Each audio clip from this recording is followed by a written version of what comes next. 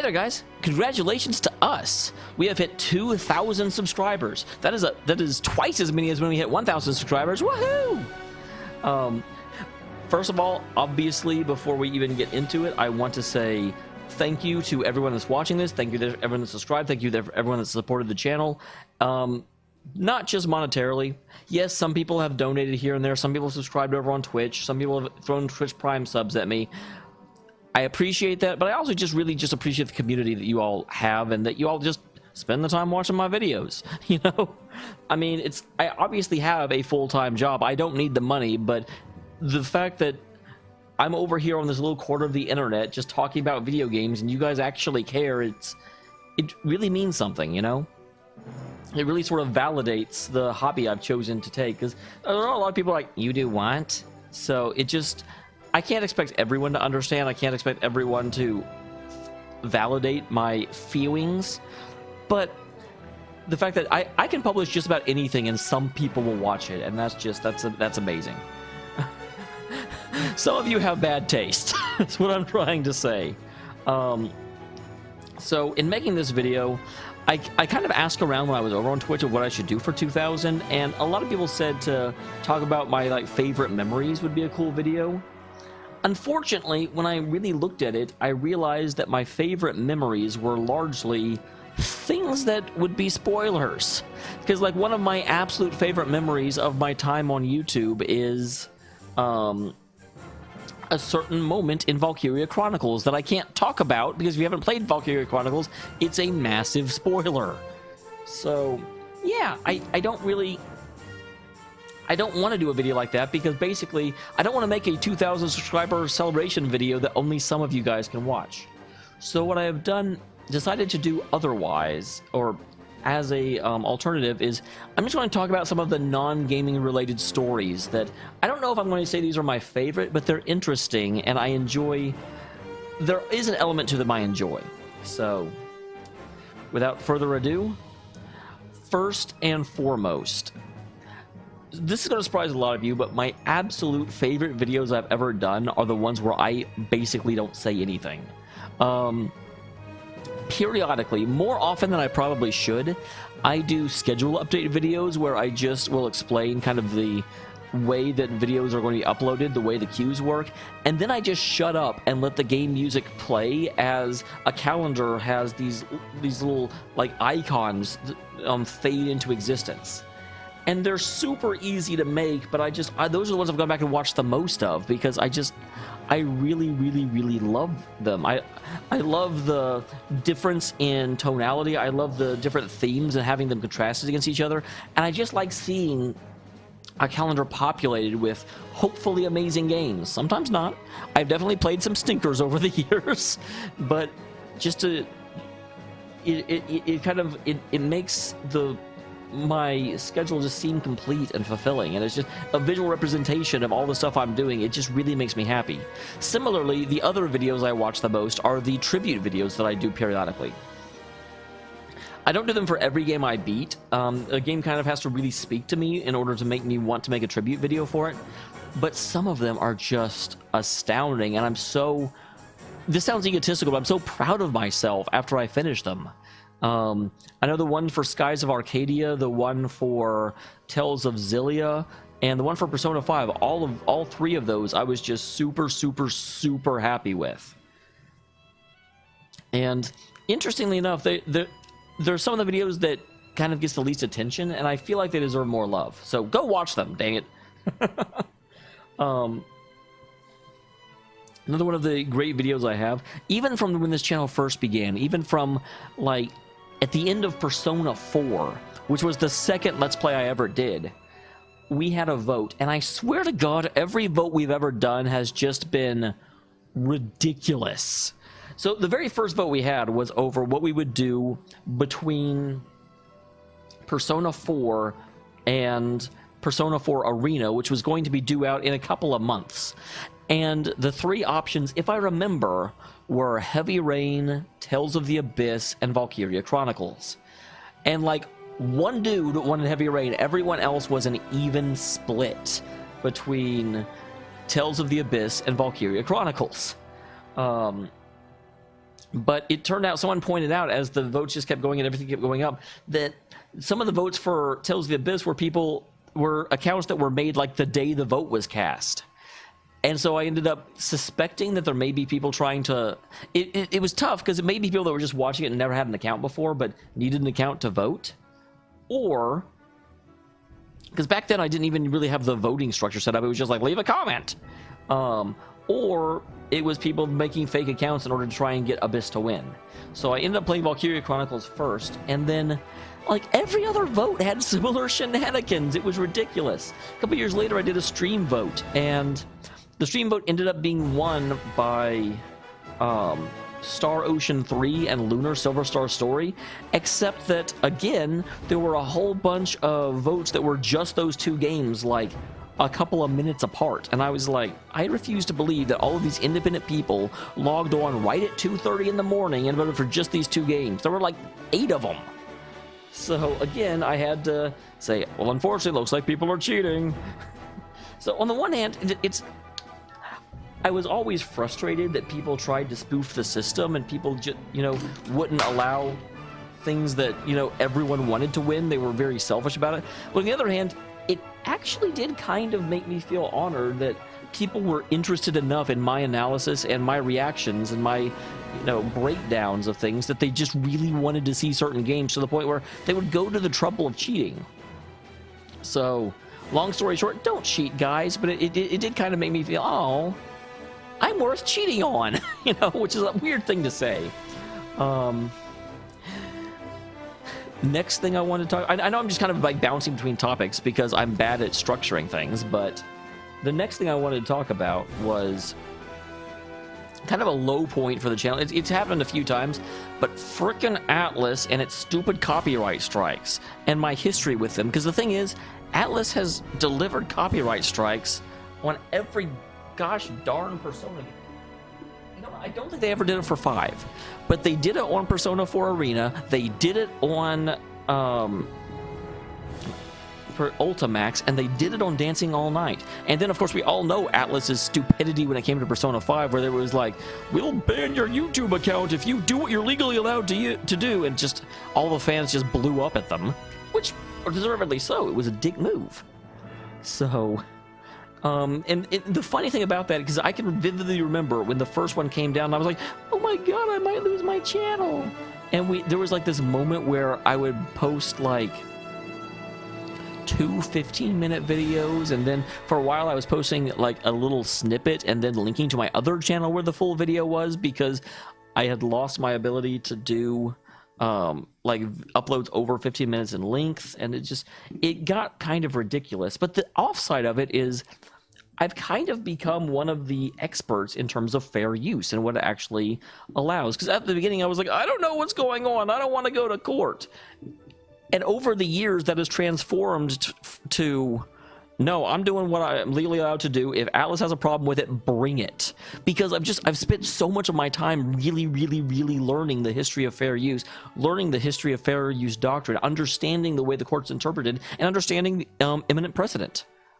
Imminent precedent is not a term. Understanding legal precedent and what has come before. And so now, a lot of people will, argue with it, and I've come to realize I know more about this than almost everyone else that I generally talk to. Obviously, real lawyers will know more than I will, but it's just in talking about it for people over the years, I'm amazed at how little other people have researched this, whereas I've spent hours becoming familiar with case law in terms of it, because I was ready. I was ready in case Atlas tried to come for me. I was ready to push right back. The next thing, and this is sort of the fair use was kind of what launched me on Twitch, because there was also a period where I was like, you know what? I'll just play, it was either Ultimax or Arena. I think it was Arena. I'll just play Arena over on Twitch, and that's what caused me to make a Twitch account. And then a couple of years later, I decided to get into Twitch a little bit more. So I said, you know what? And I forget why I thought this was a good idea, but I said I would go ahead and play Tales of Symphonia, some element of the game. I'd go ahead and Twitch that instead of YouTubing it, and I very quickly decided that was not good. There were a lot of people that couldn't see it live, and then it was very, very difficult for me to make a product that was good for both YouTube and Twitch at the same time, because in Twitch I'm talking to the audience, and in YouTube I'm not. And the YouTubers don't want to hear me talk to the Twitch people, you know, so I very quickly separated what I played on Twitch and what I played on YouTube, but back then I was trying to do both. And maybe this should have been a good clue that the Twitch career wasn't going to work out very well, but the very first time I ever did that, and I went over and tried to play a session on Twitch, I ended up, like, right as I sat down and started the stream, I started passing a kidney. So not literally, but I just had this, like, terrible stomach cramp. I just kept... the stream was only up for maybe 5 minutes. I'm like, I just can't do this. And I didn't know what was going on. My insides were just churning.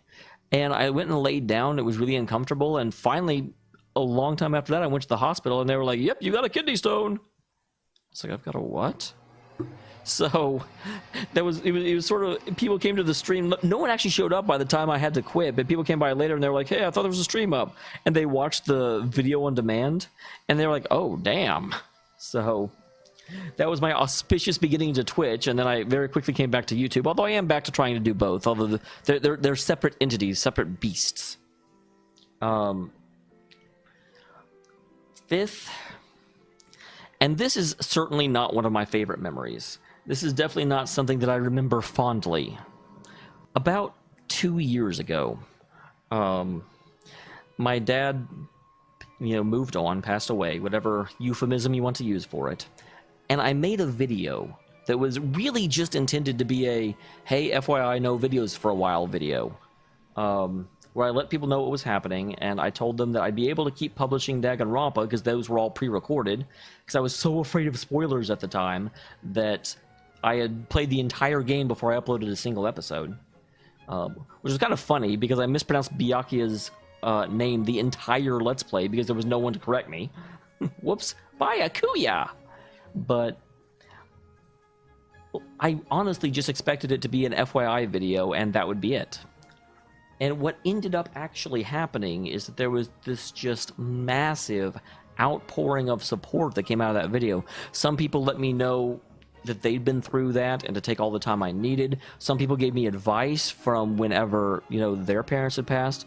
Some people, everyone chimed in, or not everyone, but an astonishing number of people chimed in and really just let me know that obviously real life comes first, which I didn't need to be told. But the fact that there were so many people concerned enough about it really, I won't say humbled me, but to a certain degree, I'm a very, very logical person. I mean, to an overwhelming degree, I'm a logical person, but I kind of always felt like this was something that I would do whether I had viewers or not. And because of that, I sort of figured that you guys were people that came and you watched, and it was cool that you watched. That's why I put it on YouTube, but that was all it was. It was just sort of, I produced something and you consumed it, and that was the extent of our relationship. So to suddenly have kind of a community bond together and really give me support in the one time I really needed support, was going through something, it made me feel this sense of community that I had never needed before, never appreciated before, and honestly, I'm still terrible at appreciating it. Like, you guys are always there. I don't need help, but every time I stream, there's a small honor guard of you guys that show up, and I suck at actually saying it because here's the problem. I feel like I really, really, really hate those streamers that are like, oh my god, you guys keep this on the air. I couldn't be here if it wasn't for you. Thank you so much. You're the reason I do this. It makes me vomit slightly because it's so overwhelmingly fake. And I'm such a reason and rationality based person that I can't find a way to say thank you the way you guys deserve because it seems disingenuous to me. So I guess here I am in this video saying that you guys are awesome. You've been there when I needed you. You're always around. You genuinely enjoy the stuff that I do, and you're not afraid to call me on my bullshit, or whenever I start slacking off, you've told me. The Xenoblade Chronicles playthrough, I was moving, I was distracted, and it was not as good a playthrough as it needed to be. I kind of just went in there every day and played it, but I didn't really analyze information as it came through, and you all called me on it. You were like, hey, you know, you kind of got away from the thing that makes you amazing. Here lately, I think I kind of started to go into another slump, and then Doki Doki pulled me right back out of it, because there's tons to analyze in that game, and I really feel more like myself when I'm playing it. So, you know, some games lend itself better to my styles than others, but I really appreciate that you guys are always here, and that you guys keep me on the straight and narrow, so to speak. You let me know when I start to betray my own core values, because things get too routine and I stop really focusing on the reason I do this and the reason you enjoy it. So by all means, keep giving me that feedback.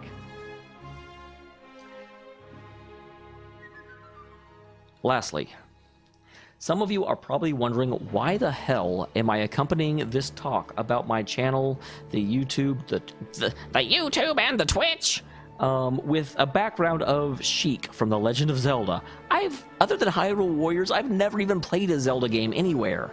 I think I did play Breath of the Wild a little bit and didn't get very far in it. Did I say Breath of the Wild? Breath of the Wild? Duh.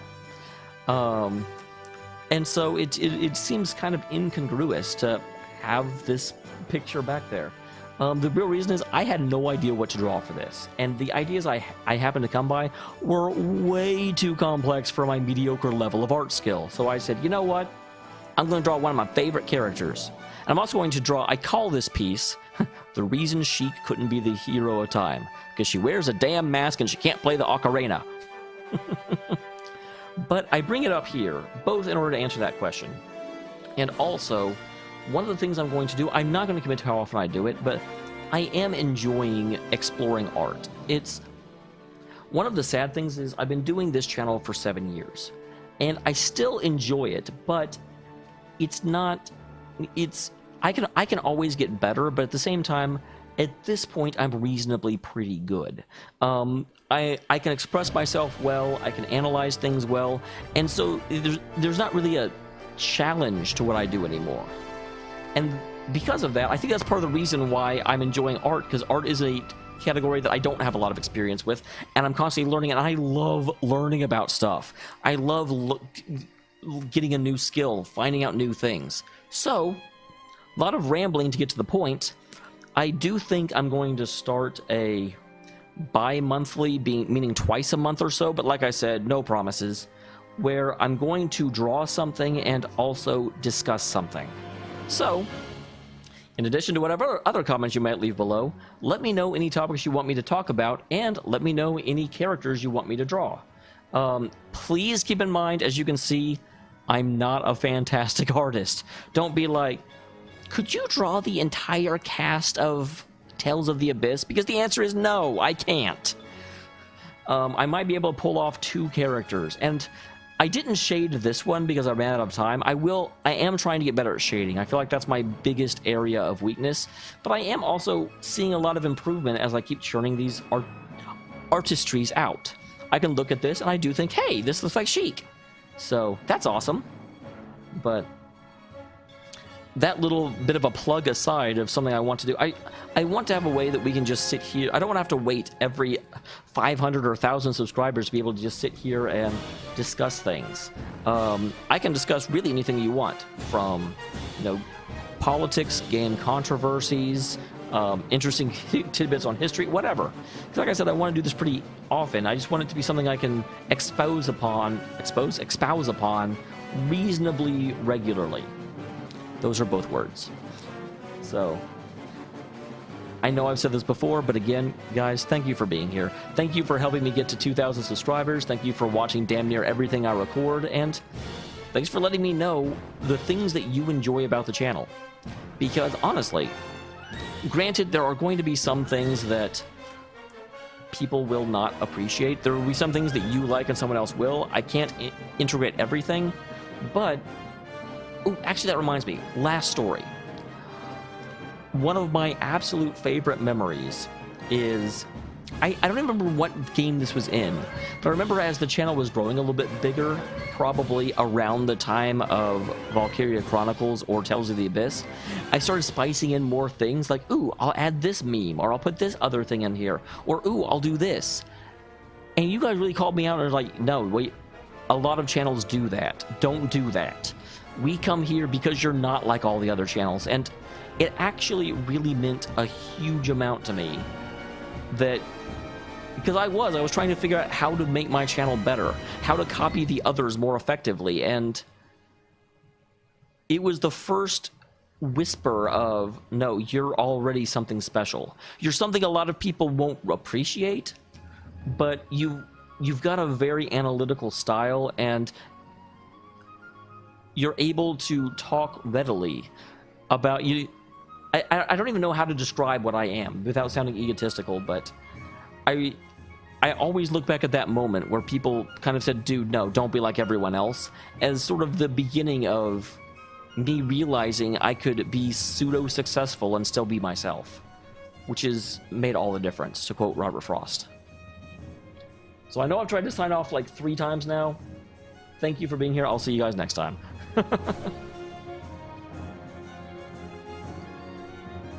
Oh yeah, one last thing.